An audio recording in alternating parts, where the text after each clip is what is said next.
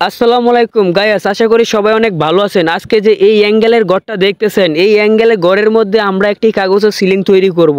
তো এখানে আমাদের কাজ শুরু হয়ে গেছে। তো দেখবেন কিভাবে এই অ্যাঙ্গেলের ঘরের মধ্যে সুন্দর একটি কাগজের সিলিং তৈরি করা হচ্ছে। এখন আমরা এইখানে কাগজগুলা খোলা হচ্ছে, তারপরে এই যে আমরা এখানে চতুর্দিক দিয়ে কাট দিয়ে তারপরে আমরা এটাকে বেঁধে দিচ্ছি। তো এটাকে বুনে বুনে আমরা সবটাই পুরোটা শেষ করব। এখানে কিন্তু বোনা হচ্ছে, দেখতেই পারতেছেন। আর এই ঘরটাকে আমরা কি থেকে কি তৈরি করে ফেলবো, কিছুক্ষণ অপেক্ষা করুন আর আমাদের পাশে থাকুন। আর যারা এরকম সিলিংয়ের কাজ করতে চান, আপনার ঘরকে অনেক সুন্দর করতে চান, তারা আমাদের হোয়াটসঅ্যাপ বা ইমো বা ডাইরেক্ট নাম্বারে যোগাযোগ করতে পারেন।